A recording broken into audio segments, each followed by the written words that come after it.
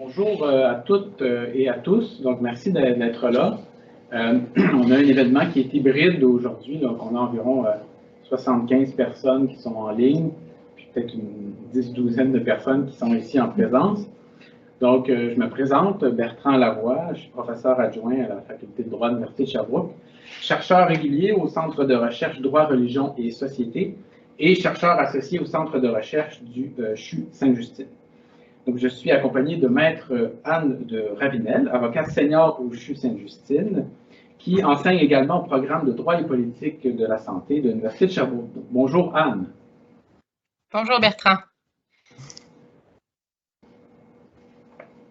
Nous ne t'entendons pas. Oh, ça c'est malheureux. Est-ce que tu es le seul à ne pas m'entendre? Est-ce qu'il y a des participants qui m'entendent? Pour la connexion avec Anne. Moi, je vous entends. Je suis un participant. Oui, moi aussi, je suis participant. Oui, moi aussi, je vous entends.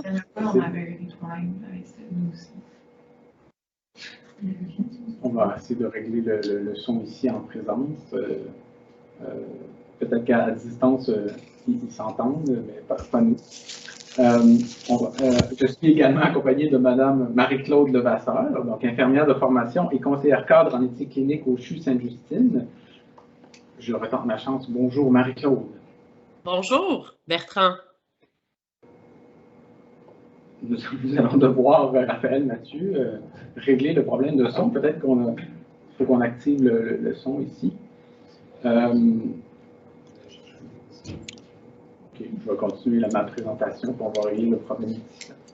Donc aujourd'hui, nous allons vous présenter le cas fictif d'Emelle, donc une jeune adolescente atteinte d'une maladie grave, afin de réfléchir aux enjeux juridiques et éthiques qui y sont rattachés.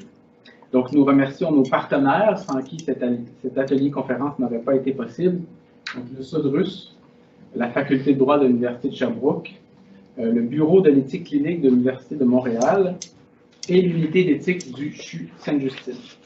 Nous vous avisons que le contenu livré dans cet atelier ne peut représenter un avis juridique, mais seulement des informations de nature juridique servant à réfléchir à la situation d'Emelle.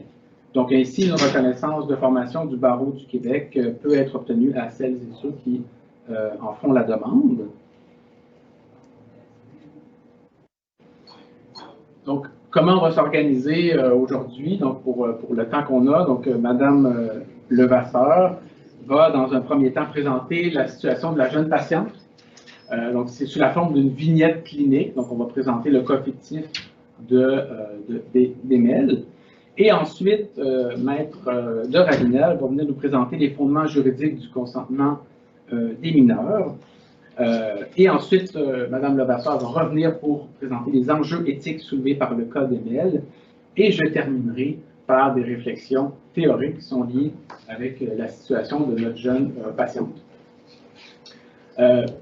Après, on va avoir une période d'échange et de discussion. Donc, on vous demande, pour celles et ceux qui sont à distance, de fermer votre caméra, fermer votre micro. Et on vous avise que la portion présentation seulement va être enregistrée pour créer un balado-diffusion par la suite. Et on vous demande également de ne pas écrire dans le fil de conversation pour celles et ceux qui sont à distance durant la présentation et de réserver vos échanges pour la période d'échange. On va avoir peut-être un 15-20 minutes vers la fin, où on va vous demander de réfléchir avec nous à la situation d'Emelle. Donc, on va vous demander de participer. Donc, on a organisé un petit sondage pour celles et ceux qui sont en ligne, pour celles et ceux qui sont à distance. On va faire ça en main levée. On va vous présenter deux options. Qu'est-ce qu'on ferait avec Emelle et sa famille? On va vous demander de vous commettre, de jouer le jeu avec nous et de prendre position avec ce dilemme éthique. Nous n'avons pas de conflit d'intérêt à déclarer. Et donc, sans plus tarder, je cède la parole à Marie-Claude, si on l'entend bien. Donc, Marie-Claude, est-ce que tu nous entends bien?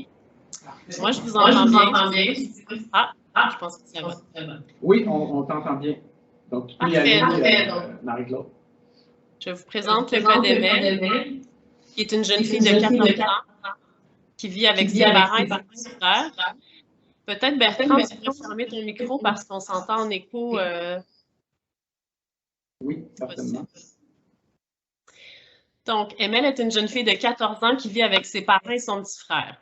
Elle a reçu un diagnostic d'ostéosarcome il y a 3 ans et depuis, elle reçoit des traitements intensifs pour tenter de vaincre la maladie. Emel est d'origine turque et a émigré au Canada avec sa famille il y a un peu plus de 5 ans. Sa famille est de confession musulmane. Il y a quelques jours, à la lumière des derniers examens diagnostiques, l'équipe médicale a annoncé aux parents que malheureusement, malgré toutes les tentatives, la tumeur continue de progresser. Aucun traitement n'est en mesure d'enrayer la maladie. Ils doivent donc changer la visée curative des traitements vers une visée palliative. Son espérance de vie est difficile à chiffrer, mais l'équipe médicale estime qu'il lui reste environ quelques semaines. L'équipe soignante souhaite accompagner Emel et sa famille dans cette épreuve. L'équipe souhaite engager le dialogue avec Emel sur ses valeurs, mais également sur celles de sa famille pour établir un plan quant à ses soins de fin de vie. Vu son âge, l'équipe souhaite notamment qu'elle signe elle-même le formulaire qui précise le changement de trajectoire de soins vers une approche centrée sur le confort. De leur côté, les parents d'Emel, qui sont à son chevet sans relâche depuis le début de la maladie, refusent cette intervention. Ils avancent que dans leur culture, il n'est pas habituel de parler ouvertement de la mort, encore moins aux enfants. D'ailleurs, l'idée même de tenter d'organiser cette mort à l'avance en tentant de tout prévoir ne fait pas de sens selon leurs croyances, puisque nul ne peut savoir quand le miracle va se produire. Ils souhaitent que leur fille reste dans l'espoir. Sans pour autant nier la réalité, les parents souhaitent protéger leur fille de la peine et l'angoisse que provoqueront inévitablement ces conversations. Ils se disent en mesure de remplir les formalités pour elle en son nom puisqu'ils sont ses parents et l'accompagnent depuis le tout début. Donc, évidemment, il s'agit d'une vignette fictive qui est inspirée de cas, mais évidemment, c'est un cas fictif.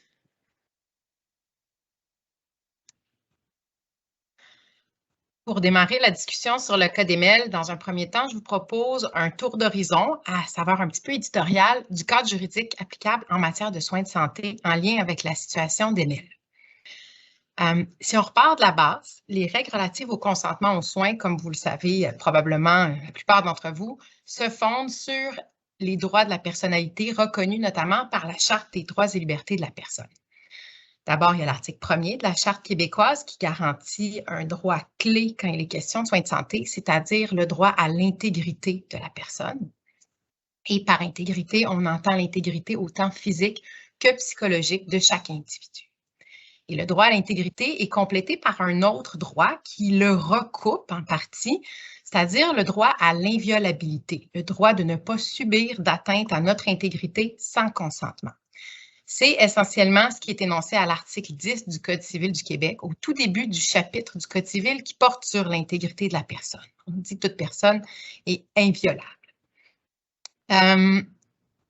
Cette nécessité-là d'un consentement pour toute atteinte à l'intégrité d'une personne qui est abordée à l'article 10, mais à l'article 11 du Code civil du Québec, on la reprend pour traiter plus précisément de la question du consentement aux soins.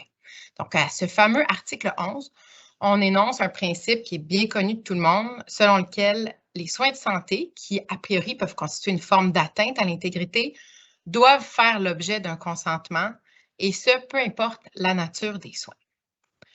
Donc, je viens de vous présenter les grandes assises des règles sur le consentement aux soins. Il y a évidemment beaucoup de subtilités, de modalités qu'on ne verra pas aujourd'hui parce qu'aujourd'hui, ce qui nous intéresse plus spécifiquement, ce sont les mineurs.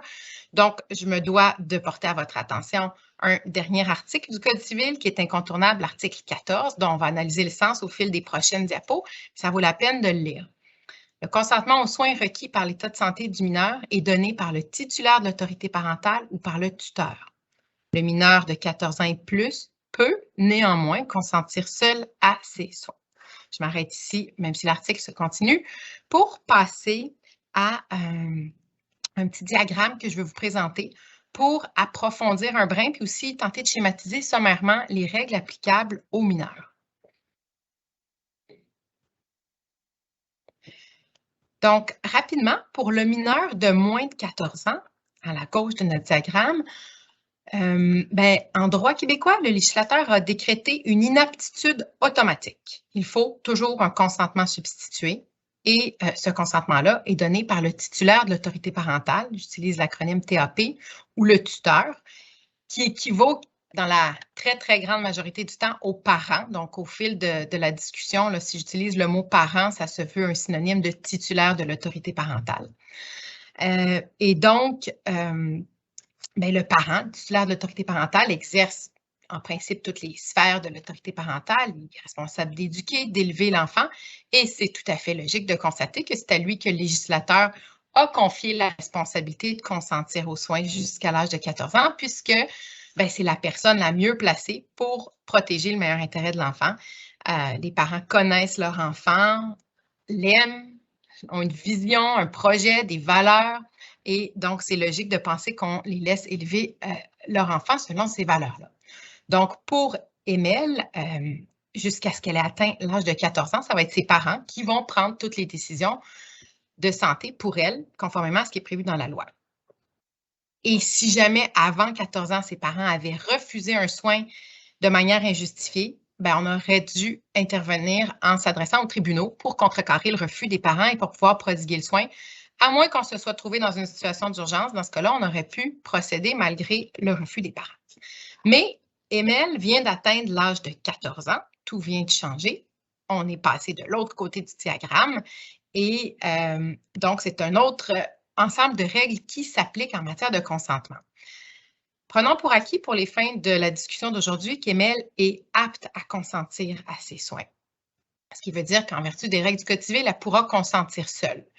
J'ouvre une toute petite parenthèse pour dire que si elle s'avérait inapte, par exemple, si elle devenait inconsciente, on retournerait au même régime que celui applicable aux mineurs de moins de 14 ans, d'où la petite référence sur le diagramme, et le consentement substitué serait donné par les parents. Ce n'est pas écrit tel quel dans le Code civil, ce principe-là, mais c'est ce qui s'en dégage quand même, et c'est une position qui est appuyée également par des auteurs.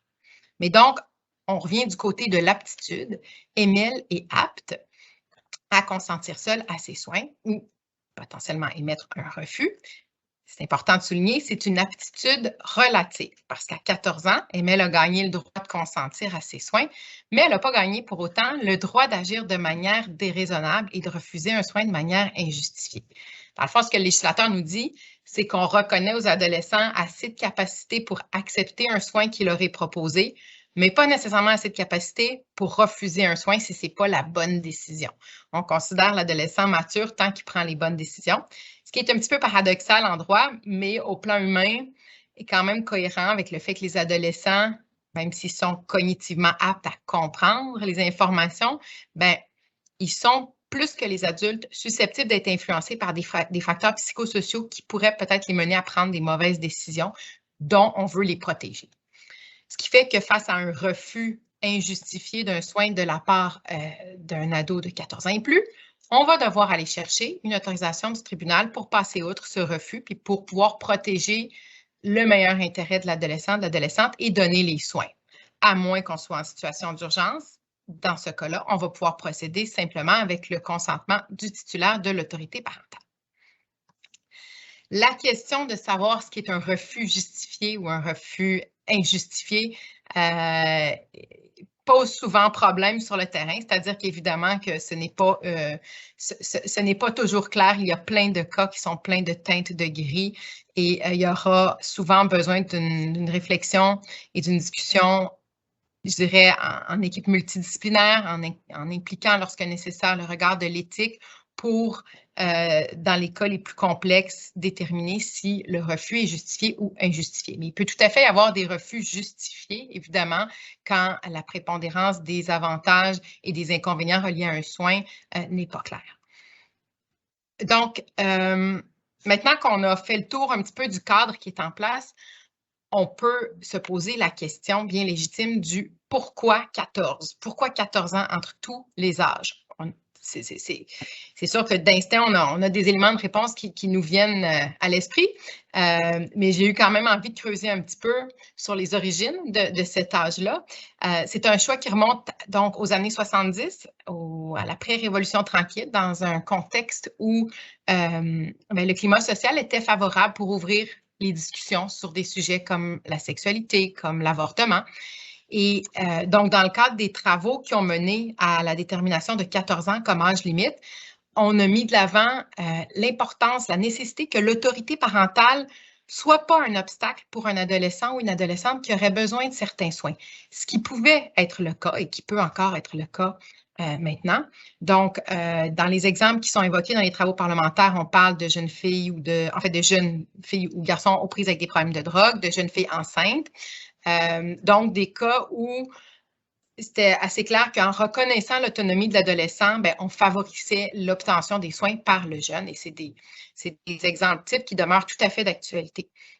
Donc, cette limite de 14 ans résulte de la recherche d'un équilibre entre le besoin d'autonomie du jeune vis-à-vis de ses parents et le moment, par ailleurs, où on considère que le jugement est suffisamment développé. Donc, c'est l'âge où la vraisemblance d'un besoin de soins de manière autonome rencontre aussi un niveau de maturité présumé assez élevé. C'est peut-être évident, mais je veux quand même le dire parce que je trouve ça important. Le pouvoir de consentir aux soins de l'adolescent, c'est indissociable aussi du besoin croissant de l'ado que sa vie privée soit respectée. Au fur et à mesure que la personne grandit, que sa personnalité se développe, son individualité, son jardin secret s'étende et donc c'est quelque chose qu'il faut respecter. Et comme pour obtenir des soins, forcément, il faut partager de l'information qui peut être parfois très privée, très intime et qu'on ne peut donc pas parler de consentement éclairé sans ce partage d'informations. Respecter le droit à la vie privée de l'adolescent, forcément, ça implique de lui accorder la liberté de consentir seul à ses soins. Je conclue cette diapo en revenant à Émile, simplement pour souligner que quand même, vous vous souvenez des grandes lignes de ce que Marie-Claude a dit, son cas est assez loin du contexte qui justifiait à la base la nécessité d'octroyer l'autonomie aux mineurs en contexte de soins. Émile est sur son lit d'hôpital, elle est protégée par ses parents qui connaissent absolument toute sa maladie. Donc, a priori, elle n'est pas dans un contexte où elle pourrait vouloir obtenir des soins à l'insu de ses parents. Peut-être, mais disons que ce n'est pas le cas type classique de l'ado qui a besoin de pouvoir faire des choses à l'insu de ses parents.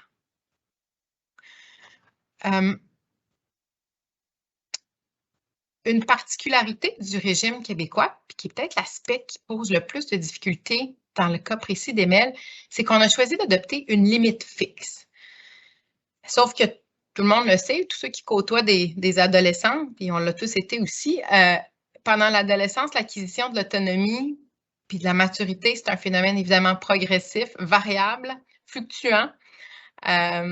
Mais malgré ça, on a quand même choisi au Québec un modèle qui est basé sur une limite fixe et objective, qui n'a pas d'égard, qui ne prend pas en considération la maturité réelle du jeune, de la jeune. Dans le fond, tant qu'on ne tombe pas dans l'inaptitude, la personne est présumée avoir la maturité qu'il faut pour prendre les décisions. Donc, le matin de ses 14 ans, l'ado devient de facto l'interlocuteur principal des équipes traitantes. Et le décideur ou la décideuse, qu'on parle d'une prise de sang, qu'on parle d'une opération à cœur ouvert, tout type de soins, c'est le jeune de 14 ans qui décide. Des fois, on va résumer la règle de façon un peu simpliste. Tu as 14 ans, c'est toi qui décides, on sort tes parents. Dans la réalité, ce n'est pas tout à fait aussi rigide. Pour ma part, je voulais quand même porter à votre attention le fait qu'à 14 ans, on n'exclut pas totalement le parent de l'histoire en contexte de soins. Il y a des petites zones de souplesse qui montrent quand même qu'il y a un souhait du législateur à ce que le parent reste dans le portrait. Ça se voit de trois manières. D'abord, dans le fait qu'on clôture le terrain de jeu de l'adolescent en n'acceptant pas les refus déraisonnables et en permettant aux parents, dans les situations d'urgence, de contrecarrer un refus déraisonnable qui serait émis par l'ado. Et si on n'est pas en urgence, ce sera le tribunal, comme je l'ai dit, mais on laisse quand même un pouvoir aux parents. Ce sont également les parents, comme je l'ai mentionné, qui vont consentir si l'adolescent est inapte, que ce soit de manière prolongée ou de manière subite. Et également, ça vaut la peine de le souligner, que le Code civil prévoit que l'établissement de santé a l'obligation de prévenir le titulaire de l'autorité parentale si l'adolescent doit y rester pour plus de 12 heures. Donc, des signes que le parent n'est pas exclu du portrait. Mais c'est vrai quand même que notre système est plus rigide que celui des autres provinces canadiennes où on laisse davantage de place à l'appréciation au cas par cas de la maturité du mineur. Au Québec, on a choisi donc de se dispenser de cette analyse-là et ça contraste quand même avec la réalité qu'on rencontre sur le terrain. Dans les faits, pour ma part, les échos que je reçois des cliniciens, c'est qu'il y a beaucoup de contextes où des adolescents de 14 ans sont tout à fait aptes à consentir et ont la maturité pour le faire, mais en ressentent pas le besoin et souhaitent que le parent conserve son rôle. Donc, cette survenue-là de l'âge de 14 ans fait en sorte que les soignants se trouvent à devoir responsabiliser le jeune ou la jeune à partir de 14 ans, puis lui passer un flambeau qui ne tient pas nécessairement à tenir. Donc, ce que la loi impose ne répond pas toujours à un besoin et ne se fait pas toujours naturellement. Puis dans la réalité aussi, dans des cas comme ça, bien, le parent, même s'il perd son rôle de décideur au sens de la loi, il va continuer à garder son pouvoir d'influence, puis dans les faits, concrètement, rester pour les équipes un partenaire essentiel, un partenaire pour son enfant également. Et évidemment, bien, c'est un état de fait qui est sain dans la très grande majorité des cas. Après tout, le parent est titulaire d'autorité parentale, il est responsable de son jeune jusqu'à l'âge de 18 ans et c'est tout à fait logique que l'adolescent puisse, en toute concordance avec le Code civil, laisser son parent quand même occuper un rôle assez présent dans le portrait, s'il le souhaite. Et c'est ce qui m'amène à soulever une question pour laquelle je n'ai pas de réponse claire, mais je voulais quand même la soulever. Est-ce que dans l'article 14 du Code civil, quand on utilise le mot « peut consentir lui-même à ses soins », en parlant de l'adolescent à partir de 14 ans, est-ce que ce n'est pas une porte ouverte peut-être à ce que le mineur de 14 ans et plus puisse, dans certains cas, choisir de déléguer la responsabilité de consentir aux soins à ses parents? Je m'interrogeais parce qu'on ne nous dit pas que c'est le mineur doit consentir aux soins et on ne dit pas non plus dans le Code civil que le titulaire d'autorité parentale consent aux soins pour le mineur jusqu'à 14 ans. Il y a un pouvoir quand même assez large, on dit qu'il consent aux soins pour le mineur. Donc, c'est formulé davantage comme une possibilité que comme une obligation pour le mineur. Donc, peut-être qu'il y a une tentation de lire dans ce libellé-là que le mineur n'est pas obligé d'exercer ce rôle-là, ou en tout cas pas pleinement. Ma réflexion sur cette question-là, personnelle, puis s'il y en a qui ont d'autres visions, je serais intéressée de les entendre au moment de la période de questions, mais c'est que c'est pas impossible pour moi d'envisager qu'un mineur de 14 ans et plus pourrait déléguer des petits morceaux de processus décisionnel à ses parents, mais à mon avis, ça pourrait être seulement fait de manière circonscrite, de manière ponctuelle, parce que dans le fond, pour déléguer un processus ou un petit pouvoir décisionnel, il faut quand même que l'adolescent comprenne sa situation, comprenne les grandes lignes de ce qui s'en vient, parce que de toute façon, par la suite aussi, il va recevoir les soins, il va être tenu au courant des soins qu'il reçoit, il pourrait les refuser à tout moment. Donc, je pense que le mineur doit rester au fait de sa situation et demeurer le grand chef d'orchestre des atteintes à l'intégrité qui lui sont portées. Donc, je ne pense pas que le peu du Code civil permettrait à un jeune de s'exclure complètement d'un processus puis de dire je ne peux plus gérer mes soins du tout, mais peut-être laisser certaines parties plus techniques, plus complexes à ses parents, qui sait. Mais donc, si on revient à Emelle, en droit québécois, bien, le matin de ses 14 ans, elle est devenue l'interlocutrice des équipes médicales et c'est elle qui doit consentir à ses soins. C'est ça que le Code civil prévoit. Ses parents vont pouvoir continuer à l'accompagner si elle le souhaite, mais c'est à elle de prendre les décisions. Et donc, face à cette limite fixe du 14 ans, comment on va vivre la transition quand on parle d'un enfant qui reçoit des soins de manière soutenue et active comme Emelle? C'est sûr que ça va être variable, mais dans certains cas, ça pourrait être brutal si, avant l'âge de 14 ans, le patient ou la patiente était peu au courant de sa situation.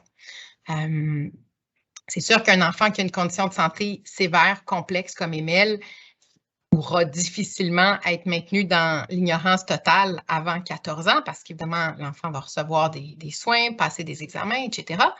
Mais quand même, on le voit que dans un cas comme Emelle, on peut arriver à constater qu'il y a un fossé informationnel important à combler de manière assez brutale parce qu'au matin de ses 14 ans, rappelons-le, Emelle n'est pas au courant qu'elle est en fin de vie. Et la loi lui remet du jour au lendemain le pouvoir décisionnel au regard de cette fin de vie-là. est-ce que c'est ce qui était dans l'esprit du législateur de dire à 14 ans, l'ado reçoit une mise à jour sur sa santé et intègre subitement un processus décisionnel? Je pense pas. Je pense qu'il y a un gros indice à la lecture du Code civil qui nous permet de voir qu'on s'attend à ce que l'enfant fasse partie des discussions relatives à ses soins, même avant l'âge de 14 ans, puisqu'à l'article 12, on nous dit que celui qui consent à des soins pour autrui, donc jusqu'à 14 ans le parent, ou qui les refuse, est tenu d'agir dans le seul intérêt de cette personne en respectant, dans la mesure du possible, les volontés que cette dernière a pu manifester. C'est une directive qui s'applique, en l'occurrence ici aux parents. On dit aux parents, si votre enfant est en mesure de manifester des volontés, il faut en tenir compte dans la mesure du possible. Donc, il y a quand même une marge de discrétion, mais on incite le parent à essayer de connaître les volontés de son enfant et à leur accorder du poids en fonction du degré de maturité de l'enfant. Et donc, si on se fie sur cette idée du Code civil d'inclure l'enfant dans le processus décisionnel avant 14 ans, bien, le changement d'interlocuteur ne devrait pas trop être abrupt. Mais on voit bien que dans la réalité, ça peut être différent. Et donc, une dernière diapo, dans le fond, pour résumer, c'est quoi le poids de la volonté du mineur au fil du temps? Bien, en droit, ce poids-là n'est pas inexistant avant l'âge de 14 ans. C'est juste que jusqu'à 14 ans, c'est la responsabilité du parent d'aller chercher à connaître la volonté de son enfant et d'inclure ce facteur-là dans le processus décisionnel en fonction de la maturité de l'enfant.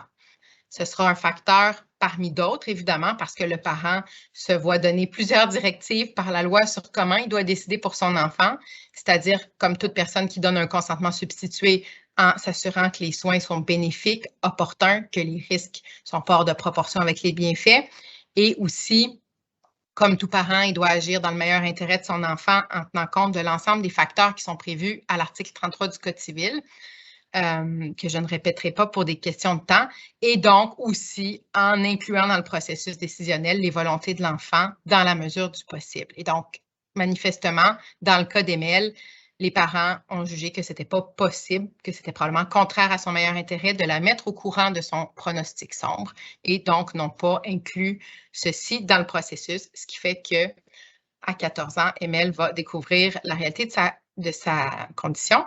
Et donc, de l'autre côté du tableau, à compter de 14 ans, bien, ça devient une véritable obligation des soignants. On ne leur confie pas de discrétion de donner du poids à la volonté du patient. Et donc, en ce sens-là, pour Emel, bien, à partir du matin de ses 14 ans, les professionnels qui vont la soigner et en sachant qu'elle n'est pas au courant de sa situation et qui vont continuer de transiger avec les parents pour la prise de décision, ils ne seront pas en contexte où ils pourront considérer qu'ils ont un consentement libre et éclairé, valide juridiquement.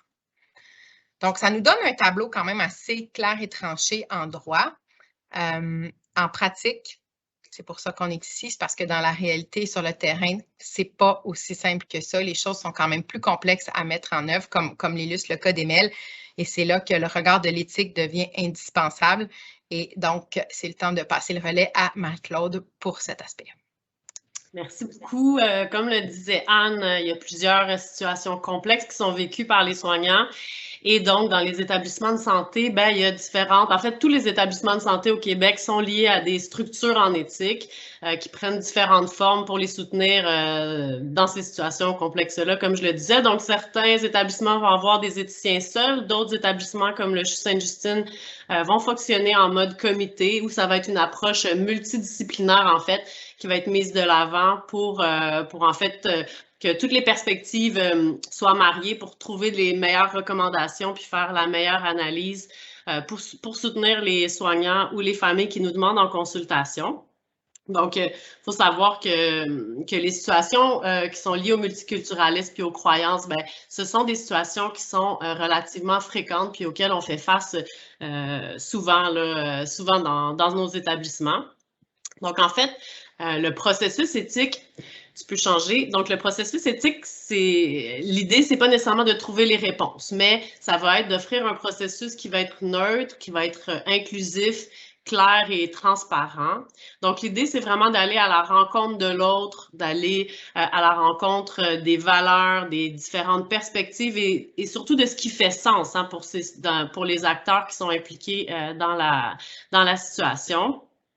Souvent, on va essayer d'analyser les différents scénarios, les différentes possibilités, puis également trouver des solutions créatives. Mais ultimement, l'idée, c'est d'offrir des recommandations, mais sans nécessairement avoir un objectif de résultat précis parce que les équipes demeurent quand même les pilotes ultimes là, de ce qu'ils vont prendre comme décision. Donc, le processus éthique va vraiment être en soutien. Donc, comme je vous le disais, l'idée, c'est d'aller à la rencontre de l'autre, d'aller à la rencontre des différentes perspectives des différents acteurs.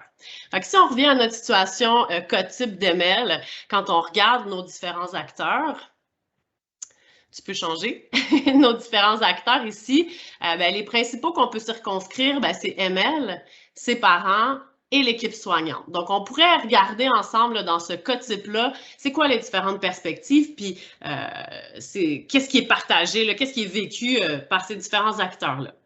Donc, ML, dans notre situation, hein, on connaît, donc c'est une jeune fille de 14 ans qui vit avec la maladie depuis quand même quelques années. C'est une jeune fille qui est réservée, qui a toujours été réservée. En fait, elle parle peu. Donc, les intervenants, depuis le début de la maladie, jasent avec elle, mais on n'a pas encore eu la chance, là, depuis qu'on la connaît, d'aller vraiment en profondeur dans les conversations. Donc, depuis le début, les échanges sur sa condition médicale sont surtout faits avec les parents. Souvent, elle est présente, on va la questionner sur ses symptômes, mais c'est pas avec elle qu'on va prendre les décisions. On a même l'habitude des fois de sortir de la chambre pour discuter des sujets un petit peu plus sensibles. On sait qu'Emelle, c'est une jeune fille qui se dit croyante. Elle prie avec ses parents, donc on l'a vu. C'est une jeune fille qui trouve les hospitalisations extrêmement difficiles parce qu'elle est bien quand elle est entourée de sa famille à la maison avec son frère. Donc, elle a toujours hâte de s'en aller. Et c'est une jeune fille qui, même si elle est réservée, semble comprendre ce qui se passe. Elle sait, elle est au courant que les choses ne vont pas vraiment bien, mais elle pose peu de questions. Donc, elle n'a jamais posé de questions franches sur sa fin de vie, mais elle sait que les choses ne vont pas nécessairement bien. L'autre élément que je voudrais vous partager, c'est que malgré sa condition, la douleur, hein, parce qu'elle expérimente aussi la douleur dans son corps liée à son cancer, elle n'est pas déprimée. C'est une jeune fille qui est relativement souriante, puis qui semble avoir en tout cas une certaine qualité de vie à travers ce qu'elle vit avec ses parents. Le deuxième acteur, en fait, qu'on peut, qui est vraiment central dans cette histoire, ce sont les parents. Hein, des parents qui sont avec nous depuis le tout début, qui s'investissent, avec qui on a une bonne communication, qui parlent bien le français. Ça, c'est important de le dire parce que souvent, quand on tombe dans les conversations plus nuancées, plus sensibles, la finesse du vocabulaire, elle est très importante. Puis, il faut vraiment faire attention à cet élément-là de savoir communiquer puis au niveau de la langue. Donc, ça, c'était pas un problème. Cette famille-là a réorganisé l'ensemble de sa vie pour s'occuper de leur fille. Le papa s'occupe de sa fille, la maman s'occupe des repas à la maison et de son frère. Donc, ils ont complètement bouleversé leur vie. Le papa est maintenant en arrêt de travail. C'est une famille qui est quand même récemment immigrante. Donc, elle est assez isolée, peu d'amis. Hein, le contexte de la maladie a aussi isolé la famille. Donc, ils restent en contact avec leur famille d'origine qui se trouve en fait encore en Turquie. C'est une famille qui se dit croyante et pratiquante, et ça, c'est depuis le tout début du diagnostic. C'est une famille qui s'en remet à la volonté de Dieu, qui pour eux, en fait, ultimement, agit à travers les traitements, puis à travers la connaissance des médecins. C'est pourquoi c'est aussi cette volonté de Dieu aussi qui pourrait permettre le miracle. Puis c'est précisément pourquoi, pour eux, dans leur culture, on ne parle pas de la mort, on n'en parle pas aux adultes non plus, et encore moins aux enfants, parce qu'on ne sait pas quand le miracle va se produire. Ultimement, même l'organisation, la volonté d'organiser cette mort-là d'avance, c'est pas très de bon augure non plus. Donc, vraiment, ils souhaitent, même s'ils se sont pliés à nos traitements, ils souhaitent vivre cette partie-là, cette partie-là de leur traitement à leur manière, surtout parce qu'en fait, ce qu'on leur propose, ça ne fait pas de sens pour eux. Pour eux, en fait, le fait de dire ces mots-là et d'annoncer la mort imminente à leur fille, bien, ce serait plutôt lui causer du tort, des préjudices. Ils commencent à se sentir en otage. Ils se disent trahis même et sont très, très inquiets parce qu'ils veulent garder leur fille dans l'espoir.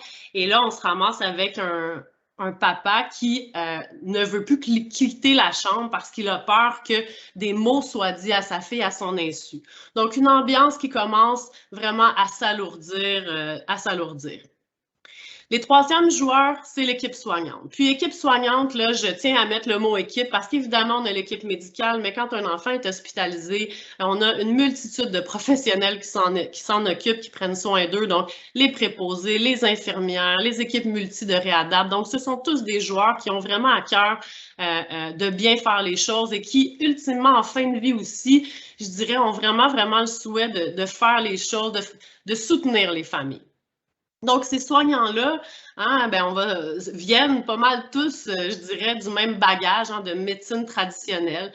Donc, un bagage académique qui est lié fondé, on va dire, sur les données probantes, où on associe la maladie plus à des causes vraiment organiques, génétiques.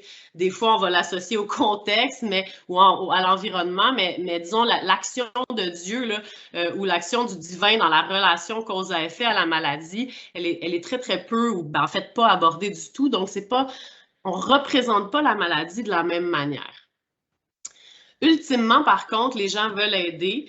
C'est une équipe, les soignants qui sont en hémato-oncologie, souvent, ça va être des gens qui ont beaucoup d'expérience et beaucoup de talent dans la communication, mais ultimement, ce qu'ils veulent, c'est vraiment soutenir, des fois même protéger les patients. Et là, on se ramasse avec une équipe qui est un peu polarisée. Donc, on a d'un côté... même si les soignants ne sont pas les juristes, on a cette notion-là de 14 ans. Alors, on ne sait pas trop exactement toujours comment bien l'expliquer, mais on sait qu'il y a quelque chose qui se passe à 14 ans. Puis, en général, là, quand un jeune a 14 ans, ben, en tout cas, c'est un élément qui est connu là, pour l'équipe. Donc, on a dans cette équipe-là un groupe de gens qui, pour eux, le 14 ans est très important, savent qu'à ce moment-là, elle a le droit. C'est au nom de ses droits qu'on se dit, ben là, il faudrait vraiment aller aborder ce sujet-là. Puis de l'autre côté, on a un autre groupe qui, eux, sont dans l'autre pôle, qui, eux, se disent, OK, mais c'est qui va être pris avec le deuil ultimement? Comment faire pour bien faire? Est-ce qu'il n'y a pas quelque chose de personnel dans la mort qu'on a tous de la misère à s'expliquer? Puis, un peu au nom de quoi on irait peut-être forcer les parents à vivre cette mort-là de leur fille à notre manière, selon notre façon dont on pense que les choses devraient se faire.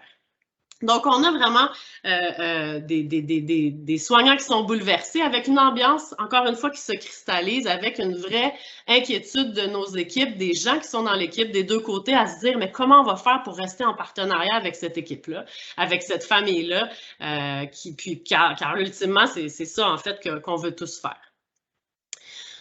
Finalement, ces trois joueurs-là sont dans un contexte. C'est un contexte nord-américain où il y a différentes tensions dans même la littérature. Donc, je vous en nomme deux, en fait, qui étaient très présentes, qui sont présentes dans ces situations-là. D'abord, c'est l'approche de fin de vie.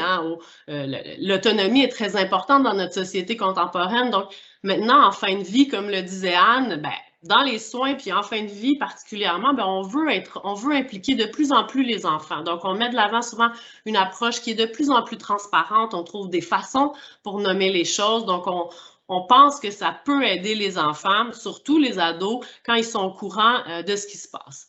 De l'autre côté, quand on pense à nos plus petits enfants, la littérature, ce qu'elle nous dit, c'est que dans les cas de divergence dans les soins, souvent, quand on parle de meilleur intérêt, on pense que c'est les parents, finalement, qui sont les meilleurs pour représenter leur enfant dans ce qui a trait à leur meilleur intérêt. Donc là, on est vraiment devant un petit peu une tension sur la meilleure conduite à tenir.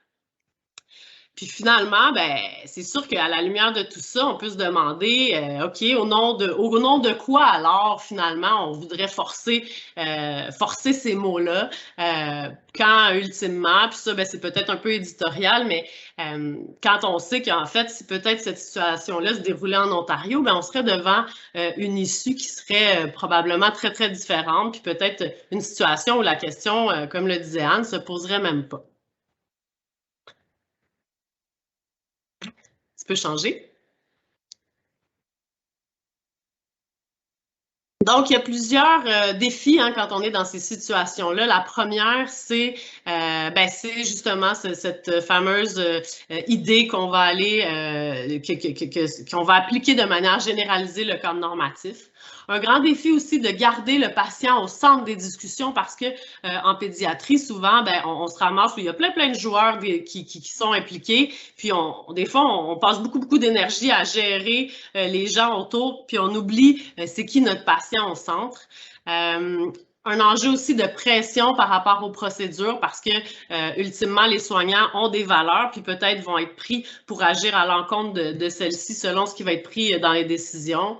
On peut se demander, est-ce que quand on parle de fin de vie, est-ce que c'est possible de jouer, de discuter à demi-mot ou de trouver peut-être des mots qui sont plus métaphoriques pour essayer de trouver un compromis?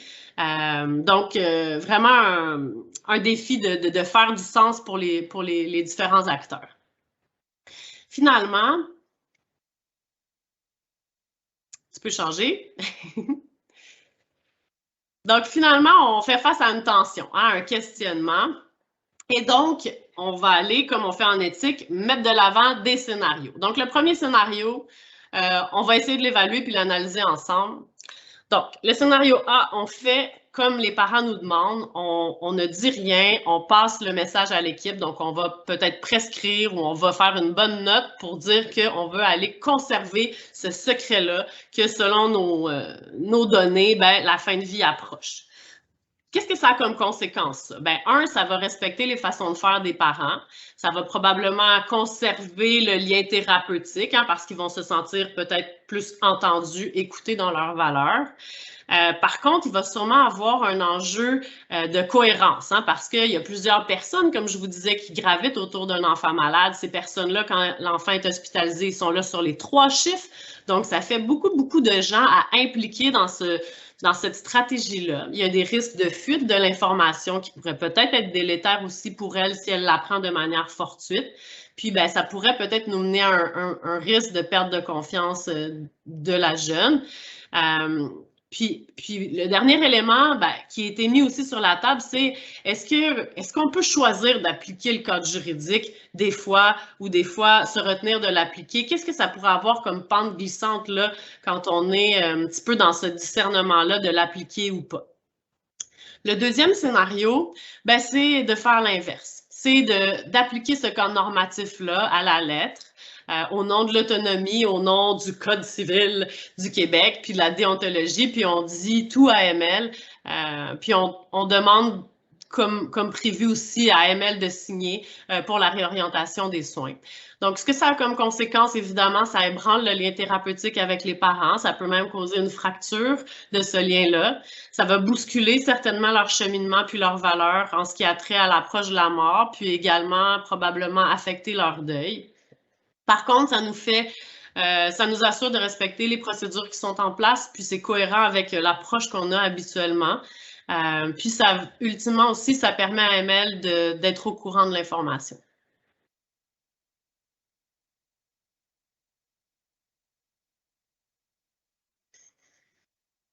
Alors, je crois qu'on passe à notre sondage, n'est-ce pas? Non.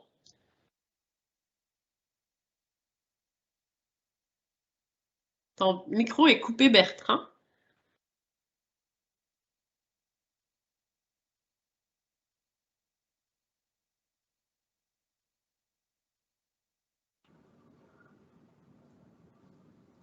Alors maintenant, Marie-Claude, est-ce que tu m'entends? Oui, maintenant oui. Alors, donc, Marie-Claude nous a présenté 2 scénarios.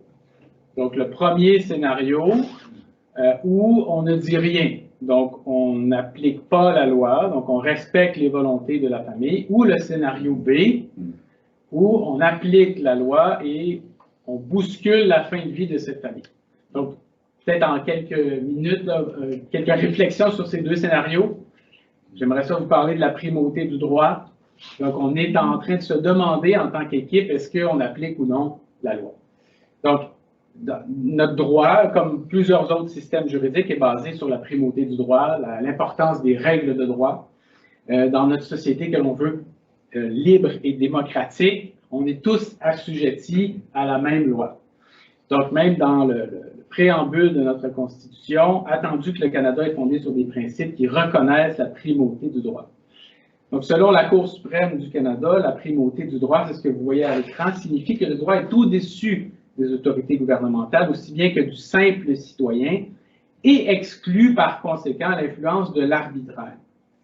Donc, la primauté du droit exprime la préférence pour l'ordre public dans une société plutôt que pour l'anarchie, la guerre et les luttes incessantes, rien de moins. Donc, on voit ici que la notion d'arbitraire est associée à cette notion-là de primauté du droit. Donc, qu'est-ce que l'arbitraire? Est-ce que notre équipe est arbitraire? Est-ce que c'est une décision arbitraire de l'équipe soignante d'appliquer le scénario A? Donc, on ne dit rien. Donc, selon une définition courante, l'arbitraire se définit comme étant qui dépend de la seule volonté, qui n'est pas liée à l'observation de règles, qui dépend du bon plaisir, du caprice de quelqu'un. Donc, ça, c'est notre définition dans le dictionnaire. Donc, c'est assez péjoratif. Donc, est-ce que l'équipe est capricieuse si elle choisit le scénario A? Est-ce qu'elle est arbitraire? Est-ce qu'on peut se poser une question sur le caractère juste de ce scénario? Donc, on peut quand même en douter compte tenu des nombreux principes éthiques qui animent quand même les équipes soignantes. Mais comment est-ce qu'on va s'assurer qu'il ne va pas y avoir une progression, comme le disait Marie-Claude, c'est-à-dire une pente glissante qui va devoir se propager dans plein d'établissements de santé? Finalement, on va appliquer le cadre légal selon notre bon vouloir, dépendamment de la situation. Donc, c'est une vraie réflexion sur le plan de la société. Donc, comment éviter d'avoir des décisions arbitraires, mais en même temps respecter la volonté des parents qui vivent le plus grand drame qu'on peut imaginer. Donc, dans le préambule, donc Anne nous a parlé du Code civil, des articles du Code civil qui encadrent l'autonomie, le consentement.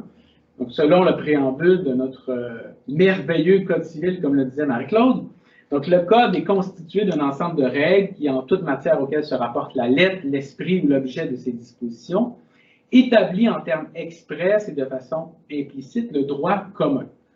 Donc, le Code civil, ça applique le droit, c'est le droit commun dans la province de Québec. Donc, c'est une universalité de la loi, une application sur l'ensemble du territoire. Il faut le dire, par ailleurs, comme Marie-Claude le mentionnait, que ça ne serait peut-être pas la même situation en Ontario. Donc, plusieurs juristes ont souligné quand même que le Code civil fait partie d'une progression historique du Québec comme minorité nationale dans l'ensemble canadien. On se rattache à la tradition civiliste française qui remonte au droit romain. Il y a un attachement envers ce très bel objet qui est le Code civil. Mais en même temps, progresse l'éthique publique du pluralisme, ce que certains philosophes politiques appellent l'éthique publique du pluralisme. Cette idée-là que le vivre ensemble devrait se fonder sur la reconnaissance des différences.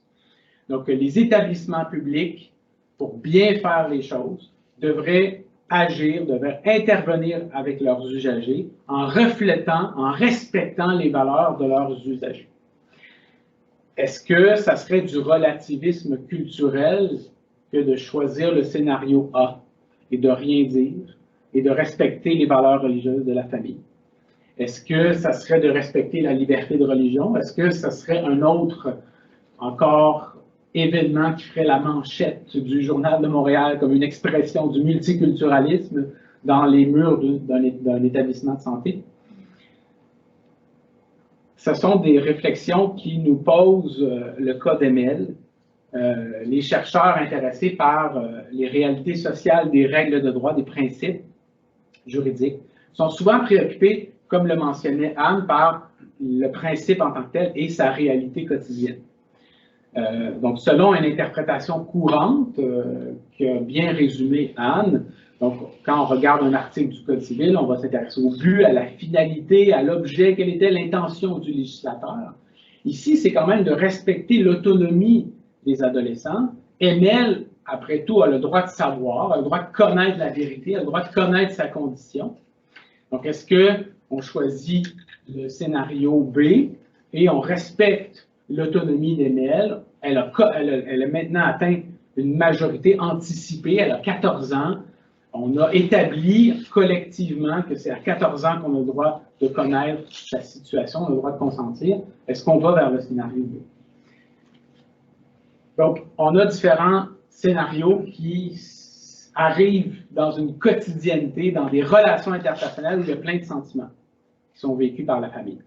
D'abord, le sentiment d'injustice, qui est souvent vécu par des parents qui ont un enfant malade. L'injustice de la maladie. Pourquoi moi? Pourquoi mon enfant? Il y a un aspect assez déchirant qui vient avec ce qui est vécu. L'équipe aussi, qui va se demander pourquoi ça arrive à un enfant qui n'a rien fait, un enfant qui est innocent. Sentiment de culpabilité qui est souvent porté par les parents. Est-ce qu'on aurait pu faire autrement? Est-ce qu'il y a des choses qu'on a faites, des choses qu'on n'a pas faites? On imagine quand même le parcours de cette famille-là qui a immigré au Canada, qui a fait des sacrifices, qui a fait tout ce cheminement-là pour se retrouver dans cette situation-là où ils se sentent peut-être coupables de ce qui arrive à leur fille. L'équipe aussi, donc l'équipe, si on choisit le scénario B et on révèle la vérité, donc l'équipe va avoir le fardeau d'annoncer la mauvaise nouvelle, va avoir le fardeau de peut-être briser l'harmonie dans cette famille-là au dernier moment, dans les derniers moments d'Emel. Ils vont se sentir peut-être coupables, cette équipe-là. Peut-être qu'il y en a qui vont avoir du mal à dormir après, donc il y a un fardeau à porter. Et Emel, qu'est-ce qu'elle pense, Emel, de tout ça? Est-ce qu'elle se sent coupable d'être malade? Est-ce qu'elle a peur de décevoir ses parents, de ne pas réussir à aller plus loin dans la vie? Souvent, on voit ça chez des adolescents. La culpabilité, le peur de décevoir ses parents, de ne pas être un bon enfant parce que je n'ai pas réussi à aller plus loin dans la vie. Et sentiment d'impuissance, qui est souvent vécu par les parents, qui sont dévastés par l'annonce de la maladie de leurs enfants, qui ne savent pas quoi faire, qui ne savent pas comment agir. L'équipe aussi, l'équipe qui est impuissante devant un pronostic qui est très sombre, et l'équipe qui sûrement a travaillé très fort, ou qui pourrait travailler très fort pour trouver des solutions jour, nuit. Il y en a peut-être parmi l'équipe des oncologues qui n'ont pas dormi, qui ont appelé leurs collègues dans d'autres pays pour essayer de trouver des solutions, mais non, il n'y en a pas de solution. Ils sont impuissants. Et Emel, qui est impuissante aussi, qui aurait peut-être aimé contribuer à la société, qui aurait aimé avoir sa chance comme d'autres, mais qui n'aura pas cette chance-là. Donc, on est en face de différents sentiments et on doit choisir nos deux scénarios. Donc,